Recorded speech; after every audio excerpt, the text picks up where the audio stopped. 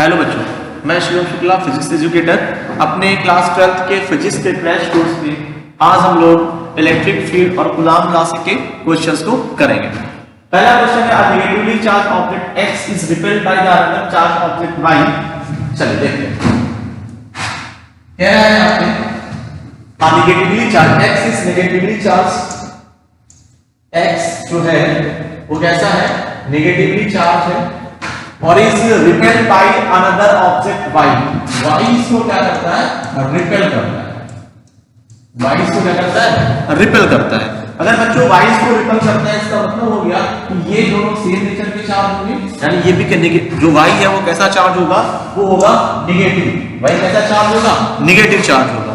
y बच्चों negative charge होगा। आगे कह रहा है an object z is attract, z क्या कर रहा है इसको बच्चों, अट्रैक्ट कर रहा है। तो z अगर इसको अट्रैक्ट कर रहा है तो we know the same charge repel और अनलाइक चार्जेस क्या करते हैं, एक दूसरे को अट्रैक्ट करते हैं। इसका मतलब बच्चों ये या तो पॉजिटिव चार्ज होगा, इसके अलावा या तो फिर ये नेगेटिव चार्ज होगा। तो इसे हम लोग कह सकते हैं कि इसका आंसर क्या होगा, या तो ये न्यूट्रल होगा और या तो ये पॉजिटिवली चार्ज होगा। बच्चों इसका कौन सा ऑप्शन सही होगा, सी ऑप्शन इसका सही होगा। नेक्स्ट क्वेश्चन को देखते हैं। ओके बच्चों इस क्वेश्चन की अगर मैं बात करूं तो इस क्वेश्चन के ऑप्शंस में थोड़ी सी गलती है, तो मैं आपको क्वेश्चंस का तरीका बता देता हूं कि ऐसा क्वेश्चन अगर आएगा तो आप कैसे करेंगे। थोड़ा सा इस क्वेश्चन के ऑप्शन में मैं देख लेता हूं। तो ये इसका ऑप्शन जो दिया गया है ये थोड़े से गलत ऑप्शन दे दिए गए हैं, ये मिस्टेक हो गई है। हाँ बच्चों देखिए, कह रहा है आपसे इस तरह का क्वेश्चन कभी भी अगर आता है तो हम लोग इसमें एक जो चार्ज का एक प्रॉपर्टी होती है, कंजर्वेशन ऑफ टोटल चार्जेस, ठीक है। तो जैसे दिया गया आपको क्वेश्चन कह रहा है कि एक चैम्बर में हम लोगों ने स्फीयर ट्यूब को चार्ज किया है, टोटल चार्ज कितना है +3 +5e -3e। तो अगर मैं टोटल चार्ज देखूं तो बच्चों टोटल चार्ज कितना हो जाएगा, मैं बच्चों में टोटल चार्ज देखूं तो टोटल चार्ज कितना हो जाएगा बच्चों, टोटल सबको ऐड कर देता हूं, +3e +5e और -3e। तो ये टोटल हो जाएगा, 3 से 3 कैंसिल हो जाएगा, प्लस का 5e आ जाएगा। तो इसमें हम लोग ऑप्शन देखेंगे कि जिसमें जिस भी क्वेश्चन में नेट चार्ज 5e आ रहा होगा वो हमारा आंसर होगा। और इसके साथ साथ इस क्वेश्चन को सॉल्व करते समय एक चीज और ध्यान रख देते हैं कि कभी कभी ऐसा होता है कि हमारे ऑप्शन में कोई फ्रैक्शन ऑप्शन होता है, ठीक है, और नेट टोटल चार्ज तो 5e आ रहा होगा, तो हम लोग फ्रैक्शन वाले के आंसर में नहीं है। क्लियर है, तो फ्रैक्शन में नहीं होगा। जो भी हमारा आंसर होगा अगर इस तरह का क्वेश्चन आएगा तो हम लोग हमेशा उसको अटेम्प्ट कर लेंगे।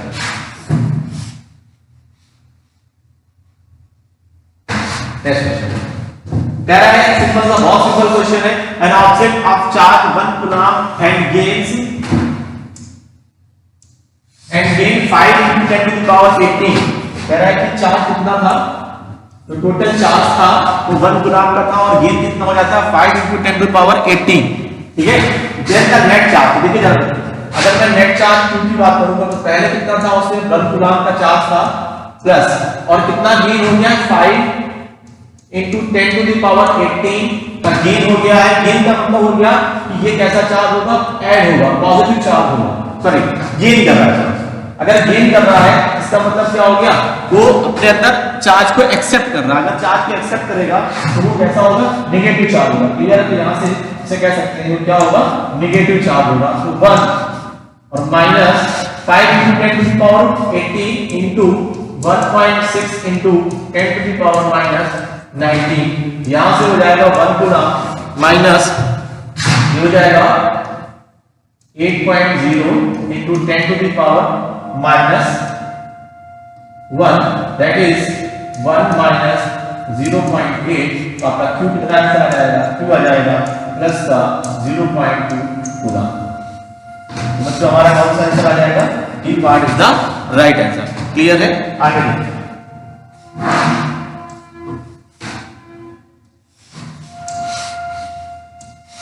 नेक्स्ट क्वेश्चन कह रहा है आपसे,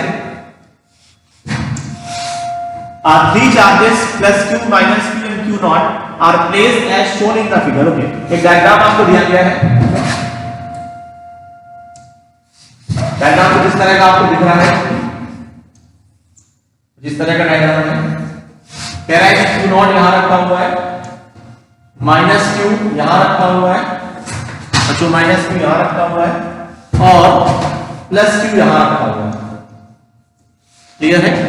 और आपसे कह रहा है कि the net magnitude of the net force of the charge two naught. देखिए सबसे पहली बात समझ लीजिए, ये क्वेश्चन यानी जो भी क्वेश्चंस आपके इलेक्ट्रोस्टैटिक फोर्स के बेसिकली ये वेक्टर्स के एग्जांपल है। मैं अगर कह दूं कि ये आपको सिंपल फॉर्मूला पता होता है, मैं अगर बात करूं आपसे तो ये सिंपल आपसे बताया। देखिए आपको फाइंड करना है फोर्स ऑन क्यू नॉट। देखिए इस क्यू नॉट पर एक ये फोर्स लगेगा due to plus q charge और एक due to minus q charge. तो मैं नेट फोर्स देखूं अगर इस पॉइंट पर, एक तो अगर मैं इसे कह दूं एफ ऑन, इसे मैं कह देता हूं क्यू नॉट ड्यू टू, इसे मैं 1 मान लेता हूं, से दिस इज 1, से this is 2, F naught due to 1। देखिए ये प्लस है और ये प्लस है, तो प्लस और प्लस क्या हो जाएगा, force of repulsion. Force of repulsion की वैल्यू कितनी हो जाएगी, F01 बेसिकली हो जाएगा k का मतलब क्या है 1/4 pi epsilon naught q1 q2 that is q naught into q naught by a, और ये डिस्टेंस कितनी दी गई है, a दी गई है। सिमिलरली अगर मैं यहां पर बात करूंगा तो फोर्स ऑफ अट्रैक्शन लगेगा F01 F02 k q naught q, यहां पर q भी होगा k q naught q by a square. Clear है।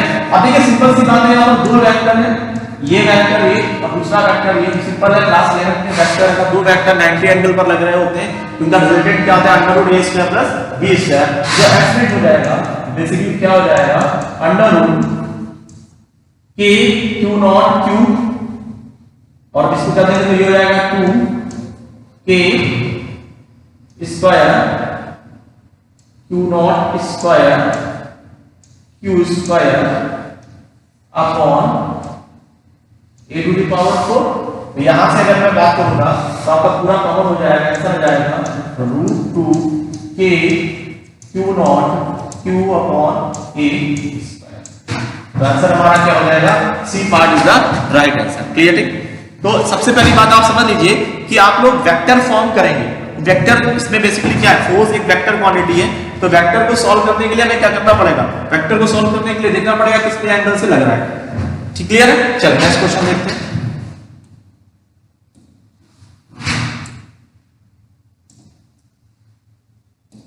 नेक्स्ट क्वेश्चन कह रहा है कि फोर ऑब्जेक्ट आपको w x y and z each, ठीक है, जो चार्ज है each with charge of plus q held fix at the 4 point of the square. देखिए ये आपको एक स्क्वायर दिया गया है और इस स्क्वायर में, इस स्क्वायर के चार वर्टिसेस पर आपको दिए गए हैं कि इस चार वर्टिसेस पर आपके क्या रखे हुए हैं, फोर्स चार्ज रखे हुए हैं, वर्टिसेस पर फोर्स रखे हुए हैं। आगे कह रहा है in the figure x y x and z are the mid point. x and z जो है वो क्या है, मिड पॉइंट। क्लियर है। Other side of the square the electrostatic force exerted w on x is f। कह रहा है कि electrostatic force exerted f exerted by object w on x, तो x पर लग रहा है ड्यू टू z। इसको कितना बोला गया है, f बोला गया है। कह रहा है then the magnitude of the force exerted by the w on z। कह रहा है f z exerted by w, आपको ये निकालना है बेसिकली। क्लियर है।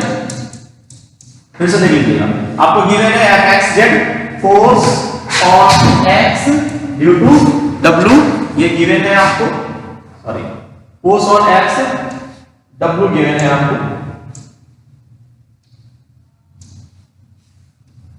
Force on x by w, तो ये आपको दिया गया है। क्लियर है। और निकालना है आपको force on z due to w। Clear है। तो चलिए, तो आपको दिया गया है और ये डिस्टेंस आपको दी गई है d, और ये आपके हाथ आपको दिया गया f w,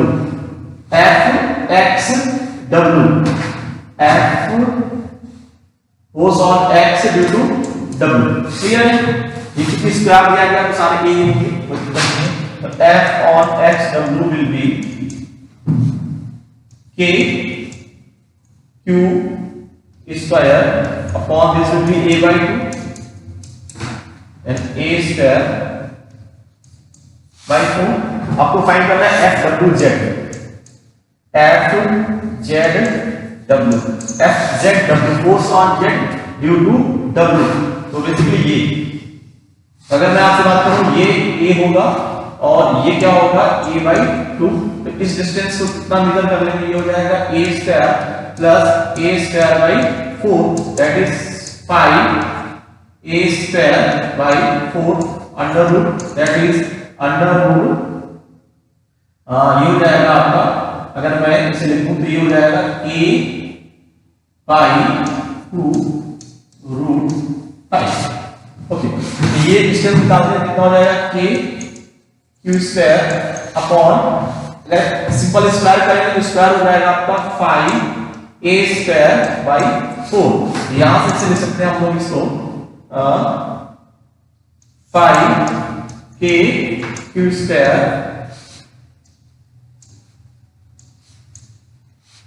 a Q square 5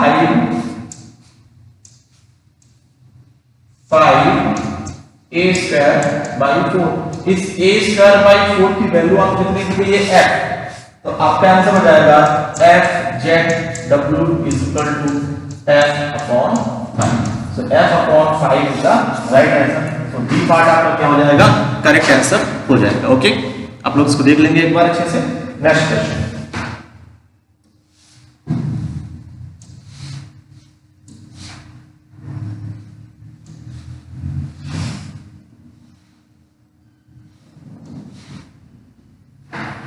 कह रहा है कि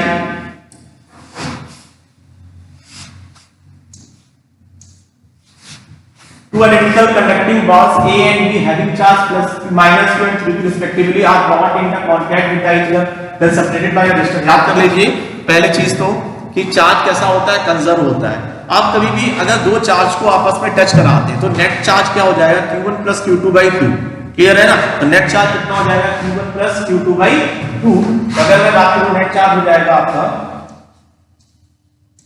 Q, सेम नेचर हो जाएगा, नेचर कैसा होगा, सेम होगा, और कितना हो जाएगा minus Q plus 3Q by 2, that is plus 4Q by 2। यहां से आपका आ जाएगा प्लस 2Q। क्लियर है ना, तो दोनों पर कितना चार्ज हो जाएगा, प्लस Q2 का चार्ज हो जाएगा, दोनों पे सेम का चार्ज हो जाएगा, लेकिन कैसा होगा पॉजिटिव, और वैल्यू कितनी आ जाएगी, प्लस 2। क्लियर है ना, तो आप इस कॉन्सेप्ट को याद रखिएगा हमेशा कि अगर कभी भी दो बॉडी जिन पे चार्ज थे उनको टच किया जाता है, फॉर एग्जांपल अगर मैं कह दूं कि एक बॉडी पर चार्ज 3Q था, ठीक है, प्लस का 3Q, और दूसरी न्यूट्रल बॉडी थी, तो अगर मैं इन्हें आपस में टच कराऊंगा और टच कराने के बाद कुछ दूर पे रख दूंगा तो दोनों पर जो फोर्स हो जाएगा वो चार्ज हो जाएगा, बेसिकली कितना हो जाएगा 1.5Q 1.5Q हो जाएगा। तो आप इतना याद रखें हमेशा कि जो नेट चार्ज होगा वो कैसा रहेगा, कंजर्व रहेगा, और आपको बेसिकली करना क्या होगा, दोनों चार्ज को ऐड या जितने भी चार्ज होंगे उन सबको ऐड करके डिवाइड कर देना है 2 से। क्लियर है, आगे देखिए नेक्स्ट क्वेश्चन।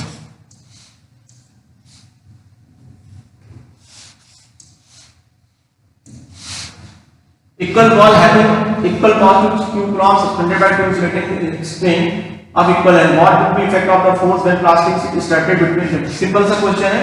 अगर मैं बात करूं कि F की वैल्यू क्या होती है, F is equal to, formula होता है F is equal to K यानी 1/4 pi epsilon naught Q1 Q2 by R square. ये कहां पर होगा, एयर पर होगा, और अगर इसके बीच में कोई मीडियम रखा हुआ है तो मीडियम पे जो फोर्स हो जाएगा वो हो जाएगा F इक्वल टू, मैं इसको F नॉट बोल देता हूं, F not upon K, F not upon K, F not upon K, और क्योंकि K की वैल्यू ग्रेटर देन 1 है, क्योंकि इंसर्टेड बिटवीन प्लास्टिक है, ठीक है, इंसुलेटर लगाया गया है तो K इज ग्रेटर देन 1 होता है, तो ऑब्वियस सी बात है जो वैल्यू हो जाएगी वो क्या हो जाएगी, रिड्यूस हो जाएगी, जो आपका फोर्स हो जाएगा वो रिड्यूस हो जाएगा, रिड्यूस बाय K। क्लियर है ना, तो F is equal to 1/4 pi epsilon naught, basically formula होता है, अगर मैं लिखता हूं तो F equal to 1/4 pi epsilon naught K Q1 Q2 by R square, where K is the dielectric constant of the medium, it is depend on the medium. ठीक है, तो आपका क्या हो जाएगा, रिड्यूस हो जाएगा. Clear?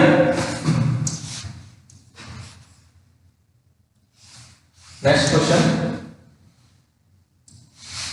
Okay, can I two identical point charges Q and Q each are kept 2 meter apart in air? Okay,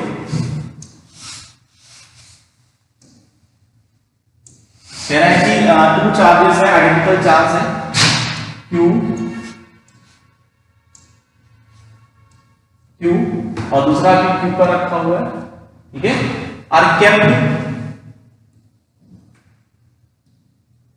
2 centimetre apart. ठीक है, a third charge plus Q, sorry charge का किस अमाउंट में दिया गया, Q लिखा हुआ, unknown magnitude and sign is placed on the line joining of the charges such that, ठीक है, so the system remains in equilibrium. ठीक है, सिस्टम इक्विलिब्रियम पर रह रहा है. तो कह रहा है find the solution of the nature, position and the nature. चलिए सबसे पहले मान लेता हूं कि मैं चार्ज को इसके बीच में रखता हूं. ठीक है, चार्ज को किस पे रखता हूं, इसके बीच में रखता हूं. यहां पर के बीच का मतलब किसी भी पॉइंट पर रख लेता हूं और इसका चार्ज सपोज कर लेता हूं प्लस Q होता है. ठीक है, देखिए जरा, प्लस Q और प्लस Q. ठीक है, प्लस Q और प्लस Q बेसिकली क्या करेंगे, फोर्स ऑफ रिपल्शन शो करेंगे. ये इधर होगा, क्लियर है, और ये Q और ये plus Q force of repulsion show करेंगे, इस तरफ शो होगा. क्लियर है, तो इस पे नेट फोर्स क्या हो जाएगा, 0 हो सकता है. ठीक है, यानी अगर मैं किसी भी पॉइंट पर यहां पर मान लेता हूं, मैं x डिस्टेंस पर फोर्स रख देता हूं, यहां पर x डिस्टेंस पर अगर मैं ये रख देता हूं तो बेसिकली क्या हो जाएगा, ये x हो गया, तो ये कितना हो जाएगा 2 माइनस एक्स. तो इस पॉइंट पर चार्ज कैसा हो गया, प्लस चार्ज रखा है मैंने, और नेट फोर्स कितना होगा, यहां पर 0 होगा. देखिए जरा, F1 equals to F2 K Q capital Q upon x square equals to K Q capital Q upon 2 minus x square. K to K cancel, 2 to 2 cancel, यहां से हो जाएगा 1 अपॉन x equal to 1 upon 2 minus x. यहां से हो जाएगा आपका 2 minus x equal to x, so 2 equal to 2x, तो x इक्वल टू 1/2. इसलिए यहां पर प्लस Q हम लोग मानते हैं. ठीक है, नेचर कैसा हो जाएगा, ये x equal to 2/2 that is 1, तो x इक्वल टू 1, तो x इक्वल टू 1 पर अगर हम चार्ज रखेंगे, ठीक है, अगर x इक्वल टू 1 पे चार्ज रख लेंगे तो हमारा क्या आ जाएगा, x इक्वल टू 1 पे आपका आंसर हो जाएगा. क्लियर है, आप लोग देख लेंगे. नेक्स्ट क्वेश्चन करते हैं.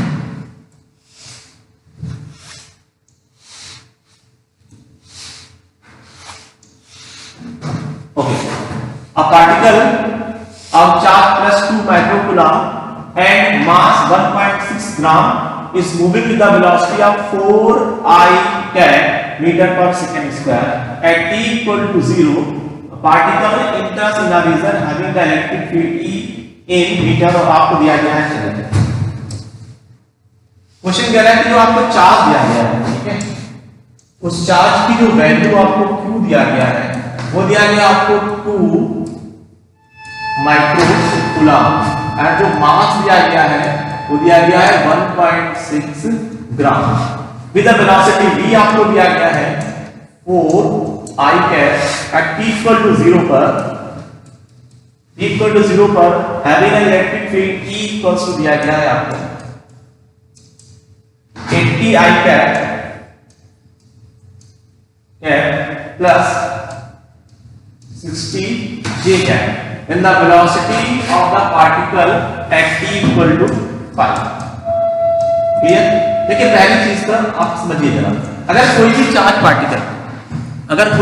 पार्टिकल किसी भी इलेक्ट्रिक फील्ड पर इंटर करेगा तो उस पर फोर्स लगेगा F equal to QE force लगेगा, और ये जो QE फोर्स है ये basically F equal to m into A के बराबर है. क्लियर है? ओके, देखते हैं जरा. तो Q कितना हो गया 2 into 1.6 into 10 to the power minus 19 into E, E is basically आपको दिया गया है 80 I cap plus 60 J cap equals to M कितना दिया गया है आपको, M is given है 1.6 into 10 to the power minus 3 kilogram into T। Clear है? अगर मैं इसे सॉल्व करूं 1.6 to 1.6 कैंसिल हो जाएगा, आपका आ जाएगा 2 into 10 to the power minus 90 upon 10 to the power minus 3 80 I cap plus 60 J cap equals to E. So here 2 into 10 to the power minus 16 80 I cap plus 60 J cap is equal to E. अगर मैं आपसे यही बात करूं basically ये जो A है, तो इस A को अगर मैं कह दूं तो ये AX भी है और AY भी है, क्लियर है ना? तो अगर मैं सबसे पहले यूज करता हूं UX इक्वल टू, ठीक है, VX plus AX T, clear है ना? तो VX कितना हो जाएगा, VX बेसिकली आपको निकालना है, तो VX, ठीक है, UX तो 0 निश्चित 0 पर था, इनटू AX, AX कितना हो गया 2 into 10 to the power minus 16 into 80 into T, और T कितना दिया गया आपको, T इज गिवन है 5 सेकंड, ये कितना हो जाएगा 5 2 का 10 और 10 और 8 810 into 80, क्लियर है ना? 10 into 80 into 10 to the power minus 16, that is 800 into 10 to the power minus 16, that is 8 into 10 to the power minus 4, sorry minus 40 metre पर सेकेंड। सिमिलरली आपको Vx का बताओ, ठीक है, बेसिकली ये Vx का मतलब है आफ्टर t टाइम इसकी स्पीड कितनी होगी एट द x एक्सिस, क्योंकि वेक्टर का करना है हमें, वेक्टर क्या है कि दो कंपोनेंट है, एक x पे जा रहा है एक y पर जा रहा है। सिमिलरली अगर मैं vy निकालूं तो vy क्या हो जाएगा, सेम है uy plus ax t, uy into ax t, तो vy सिमिलरली a कितना हो जाएगा, a will be 2 into 10 to the power minus 16 into 60 into t, t is 5, यहाँ पर हो जाएगा आपका, मैं बात करूंगा तो ये 5 टू सकते हैं 10 और 600 यानी 6 into 10 to the power minus 14 metre पर सेकंड, क्लियर है? तो मैं यहां से अगर v की सिंपल बात करूंगा तो v को मैं लिख सकता हूं, जो हमारा आंसर होगा वो क्या हो जाएगा, जो v होगा मैं इसको लिख सकता हूं v इक्वल्स टू, सिंपल है, आपका पहला है 8 into 10 to the power, मैं इसको ऐसे लिख देता हूं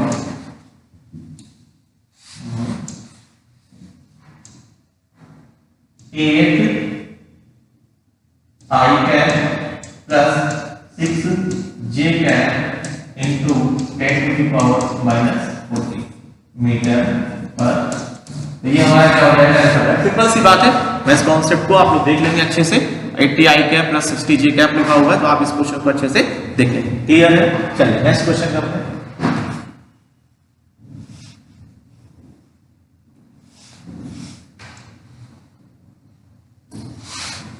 कह रहा है कि 2 पॉइंट चार्ज, आपको क्वेश्चन दिया गया है 2 point charges 1 microcoulomb and 4 microcoulomb are kept centimeter apart.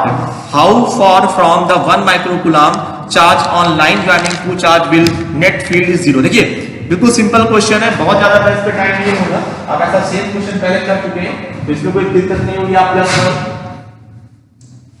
आप यहां पर रखेंगे +1 माइक्रोकूलम्ब का charge +1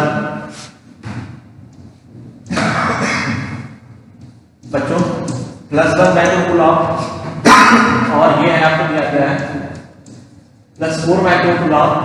how far from the 1 microcoulomb place, देखिए अगर मैं यहां पर 1 माइक्रोकूलम्ब रखता हूं, देखिए क्या हो जाएगा, ये 1 और 1 बेसिकली क्या हो जाएगा, इसका फोर्स ऑफ रिपल्शन लगेगा ऐसे, और ये ऐसे फोर्स ऑफ रिपल्शन लगेगा, तो यहां पर नेट क्या हो जाएगा, E 0 हो जाएगा। क्लियर है ना? तो आप इसे इस तरह से अटेम्प्ट कर लेंगे, तो आप इसका आंसर कमेंट में लिखेंगे, आप इसका आंसर कमेंट में आप लिख देंगे कि कितना इसका आंसर आ रहा है। ओके नेक्स्ट क्वेश्चन देखते हैं।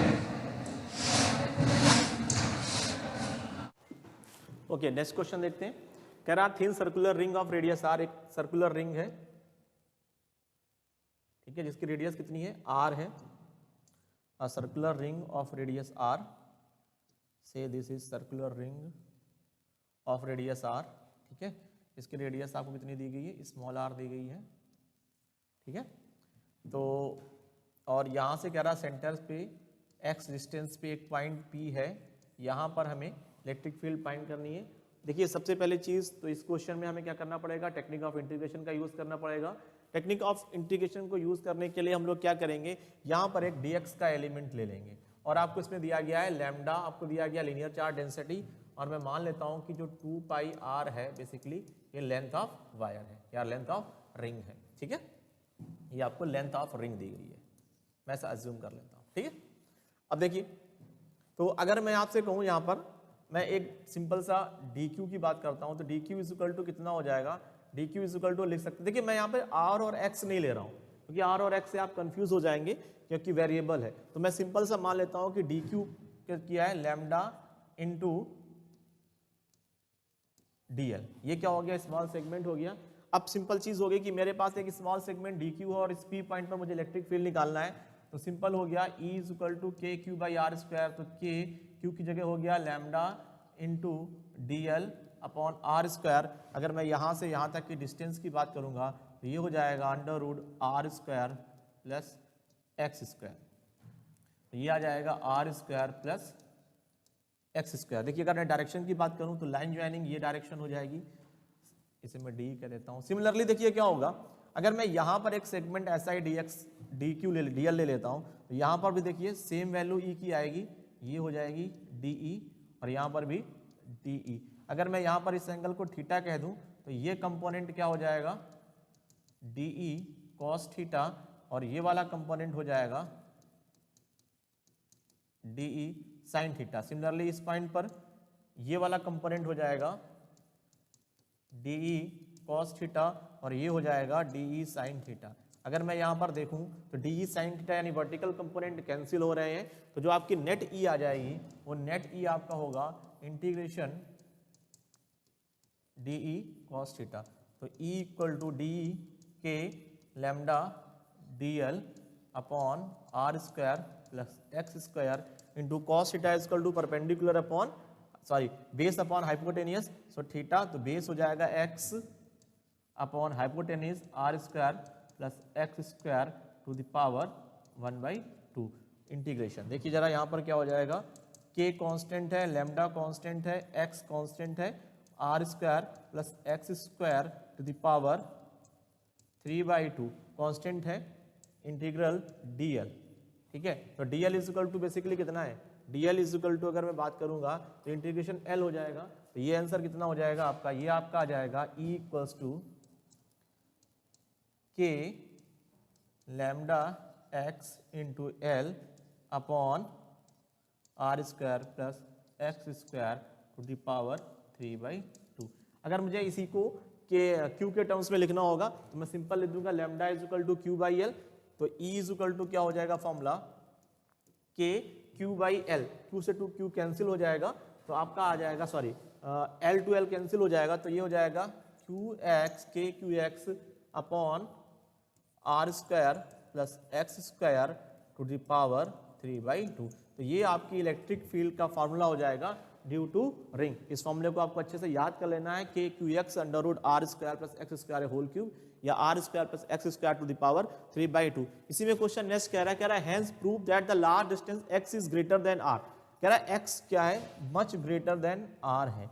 अगर x जो है वो बहुत ज़्यादा बड़ी है तो r को अब लोग क्या कर सकते हैं, निग्लिजिबल मान सकते हैं। तो E इज इक्वल टू कितना हो जाएगा, के क्यू एक्स अपॉन r को निग्लिजिबल कर देते हैं, तो ये हो जाएगा x टू द पावर 1/, अगर मैं इसको सॉल्व करता हूँ एक्स स्क्वायर टू कैंसिल हो जाएगा, ये हो जाएगा आपका बेसिकली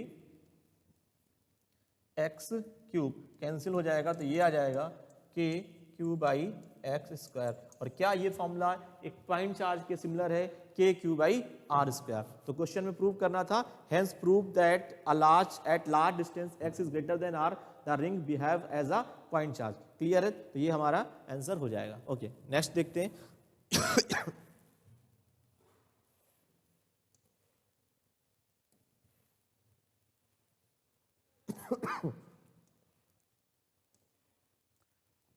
कह रहा consider a system of n charges q1 q2 q3 with the position vectors r1 r2 r3 relative to the some origin or deduce the expression for the net electric field E at a point with position vector rp due to this system of charge। देखिए इस question को solution के लिए आप क्या करेंगे, आप हमारे वीडियो को देखेंगे और जिसपे मैंने वेक्टर फॉर्म लिखाई हुई है, ठीक है, मैंने आपको कुलाम की लॉ की वेक्टर फॉर्म को डिफाइन किया है, आप वैसे ही इस क्वेश्चन को प्रैक्टिस करेंगे। ठीक है, सिंपल क्वेश्चन है, बहुत ज्यादा टफ क्वेश्चन नहीं बनता है।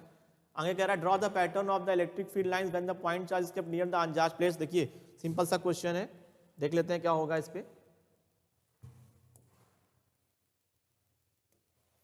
कह रहा है इलेक्ट्रिक फील्ड ऑफ लाइंस आपको निकालनी है। कह रहा है कि draw the pattern of the electric field lines when point charge minus q is kept an uncharge particle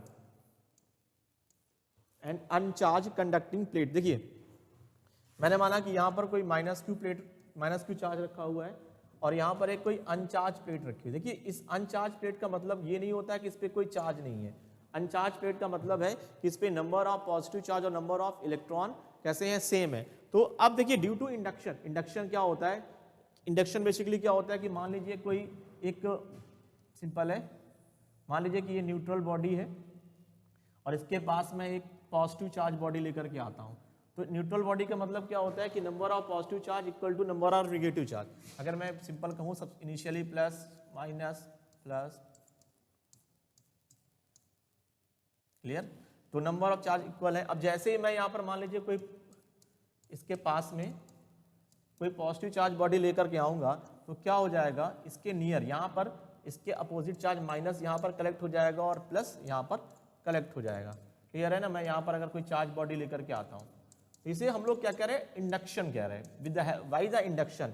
अब अगर मैं इसको क्या कर दूं, अर्थिंग दे दूं, तो ये जो चार्ज है ये न्यूट्रल हो जाएंगे और इस पर कितना आ जाएगा, माइनस क्यू चार्ज आ जाएगा। इस पर कितना आ जाएगा, माइनस का क्यू चार्ज आ जाएगा और मैं इसको इधर लेकर के जाऊं तो बेसिकली हम लोगों ने क्या किया, एक अनचार्ज बॉडी को चार्ज कर लिया with the help of charge body. ठीक है, तो ये कहलाता है मेथड इंडक्शन। तो अब देखिए यहां पर माइनस क्यू चार्ज है तो यहां पर क्या आ जाएगा, प्लस क्यू चार्ज आ जाएगा और यहां पर क्या आ जाएगा, माइनस क्यू आ जाएगा। क्लियर है ना? ये चीज समझ में आई आपको कि यहां पर प्लस क्यू और यहां पर माइनस क्यू क्यों हो जाएगा, इसमें कोई प्रॉब्लम नहीं होनी चाहिए आपको। अब देखिए क्या हो जाएगा, अब मुझे पता है कि इलेक्ट्रिक लाइन ऑफ फोर्सेस कैसे चलती है, प्लस से माइनस। देखिए कुछ इस तरह से चलेंगे,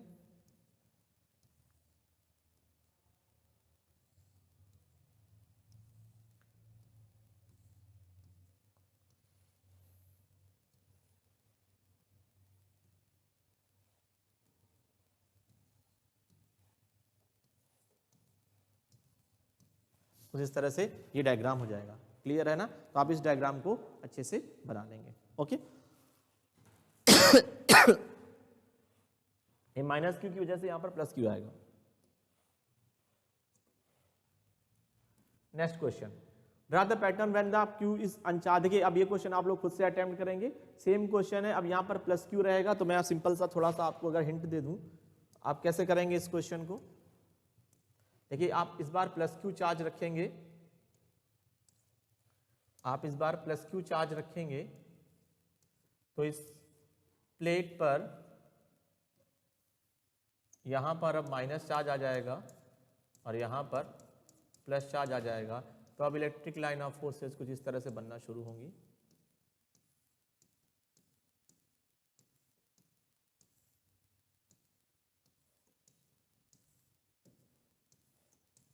क्लियर है ना? आप इस तरह से इसको बना लेंगे।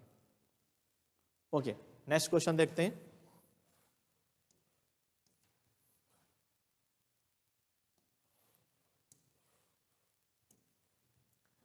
Assertion and reason. A negative charge is an electric field moves along the direction of the electric field.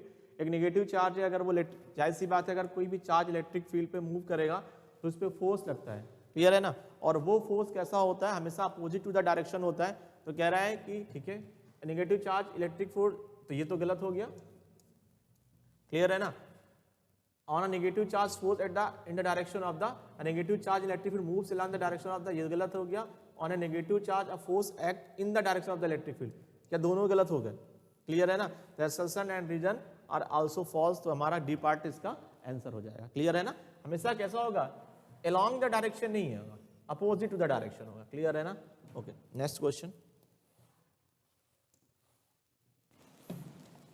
Okay question कह रहा है why do not electrostatic field lines not form the close loop. देखिए simple बात है, close loop क्यों नहीं करती हैं, क्योंकि जो इलेक्ट्रिक फील्ड ऑफ लाइंस है उनका कंजर्वेटिव नेचर्स होता है, जितनी लाइंस निकलेंगी उतनी जगह माइनस क्यू से प्लस क्यू से जितनी चार्ज निकलेगी उतनी ही माइनस क्यू पर पहुंचेंगी, ठीक है। तो क्योंकि इनका कंजर्वेटिव नेचर होता है इसलिए ये जो आप कह सकते हैं कि electrostatic field lines not form the close loop due to conservative nature, due to conservative nature, तो कह सकते हैं due to conservative nature, conservative nature,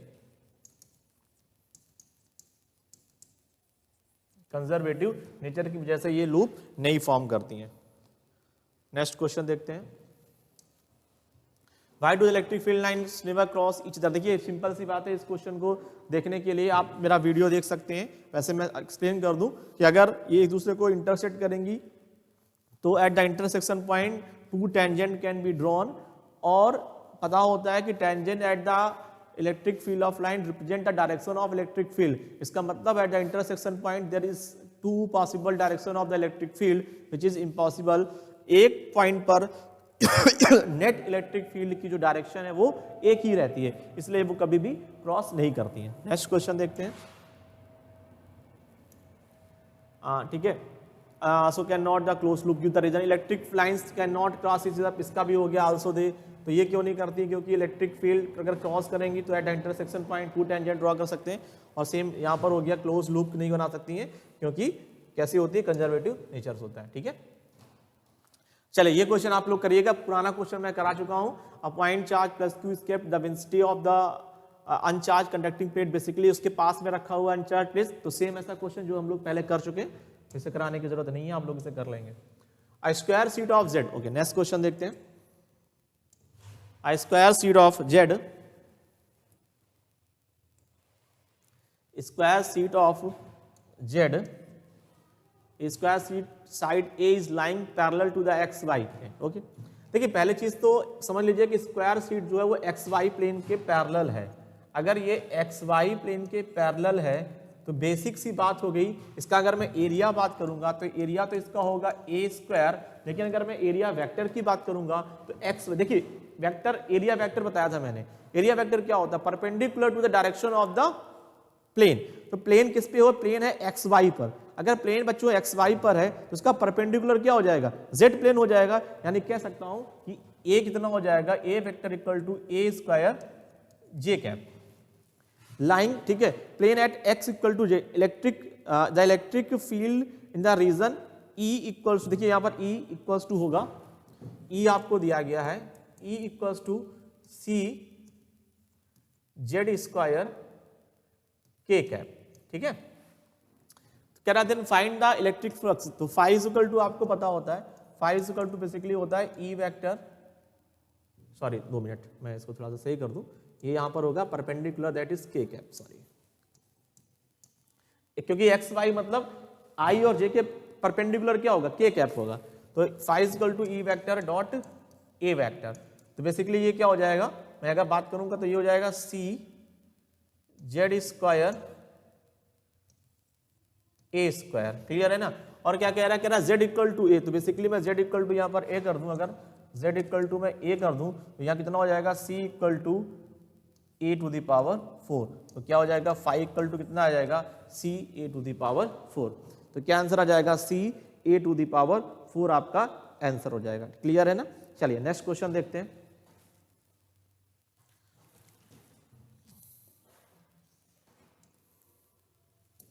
next question कह रहा है कि एन इलेक्ट्रिक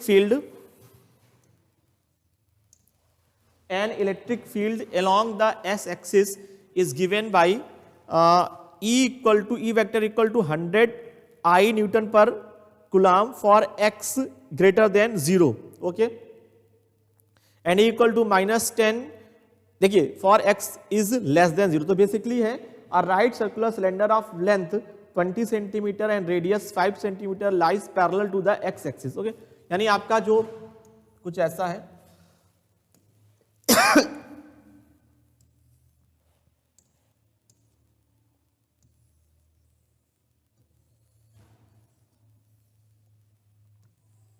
कुछ इस तरीके से, क्लियर है ना, ये एक्सिस ग्रेटर देन, ये कह रहा है एक्सिस, पहला पार्ट है एक्सिस ग्रेटर देन 0 का, और देखिए एक्सिस लेस देन 0 का, तो जो एक्सिस ग्रेटर देन 0 है ये पार्ट हो गया, और इधर का हो गया एक्सिस लेस देन, तो देखिए इधर -i कैप में लग रहा है, यानी इधर है आपका दिया गया है -100, क्लियर है ना, यानी माइनस का मतलब बेसिकली आप कह सकते हैं कि डायरेक्शन दिया गया है, और इधर आपका दिया गया है 100 न्यूटन पर कूलम, ठीक है, ओके। और ये जो आपको टोटल लेंथ दी गई है वो लेंथ आपको दी गई है क्वेश्चन में, कह रहा है लेंथ है आपको सिलेंडर की 10 सेंटीमीटर, ठीक है, कह रहा है कि टोटल सिलेंडर की जो लेंथ है आपको कितनी दी गई है 10 सेंटीमीटर, ओके, तो ये आपको दिया गया है 5 सेंटीमीटर, रेडियस आपको दी गई 5 सेंटीमीटर, तो रेडियस है 5 सेंटीमीटर, और x equal to 10 centimetre, one face 10 centimetre, ठीक है, तो ये भी टोटल 10 सेंटीमीटर, यानी ये टोटल 20 सेंटीमीटर हो गया है। कह रहा है कि calculate the net outward flux throw, ठीक है, तो इस तरफ यानी कुल मिलाकर आपको ये कैलकुलेट करना है कि टोटल आउटवर्ड फ्लक्स कितना होगा, तो सिंपल है, अगर मैं आपसे बात करूं तो देखिए यहाँ पर a कितना होगा, अगर मैं यहाँ पर बात करूंगा तो E वेक्टर यानी phi is equal to basically E dot a,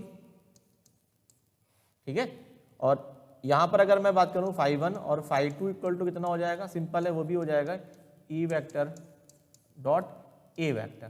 देखिए अगर मैं यहाँ पर एरिया निकालूंगा तो बेसिकली क्या हो जाएगा पाई r स्क्वायर, r दिया गया है 5 का स्क्वायर, ठीक है, और देखिए ये ऐसे रखा हुआ इस तरह से लाइक दिस, तो अगर मैं इसका परपेंडिकुलर वेक्टर निकालूंगा, ठीक है ना, तो अगर मैं इसका परपेंडिकुलर वेक्टर बेसिकली निकालता हूं तो क्या हो जाएगा, सिंपल सी बात है, परपेंडिकुलर वेक्टर ये ऐसे रखा हुआ है इस प्लेन पे, तो इसका परपेंडिकुलर वेक्टर ये हो जाएगा, ठीक है, बात समझ में आ गई ना, परपेंडिकुलर वेक्टर ये हो जाएगा आपका आई कैप में, तो ये हो जाएगा आई कैप, क्लियर, और इक्वल्स टू ये आपका एरिया निकल कर आ गया, तो आपको ई दिया गया, एरिया दिया गया, आप कैलकुलेट कर लेंगे। सिमिलरली अगर मैं यहाँ पर बात करूँगा, देखिए यहाँ पर क्या हो जाएगा, अगर मैं यहाँ पर बात करूँ तो आपकी जो ए वेक्टर दिया गया है वो कितना हो जाएगा, ए वेक्टर हो जाएगा बेसिकली यहाँ पर 5 into pi square, pi R square, clear है ना, और ये हो जाएगा माइनस आई कैप, ठीक है, तो ई वेक्टर आपको दिया गया कितना -100 आई कैप, क्लियर, और एरिया इतना दे दिया गया, तो ये कितना हो जाएगा 5 हो जाएगा, तो ये आप निकाल देंगे ई डॉट ए, तो 5 बेसिकली कितना हो जाएगा। अगर मैं यहाँ पर बात करूंगा नेट 5 की, तो इस पॉइंट पे जो 5 होगा वो क्या होगा, 0 होगा, क्यों 0 होगा, क्योंकि एंगल कितना होगा, अगर एरिया वेक्टर बात करूंगा तो एरिया वेक्टर ऊपर जाएगा तो एंगल कितना हो जाएगा 90 डिग्री का, तो जो नेट 5 हो जाएगा वो हो जाएगा φ1 प्लस φ2, बेसिकली ये भी प्लस में होगा ये भी प्लस में होगा, तो आप इसके आंसर को फाइंड कर लेंगे, ओके।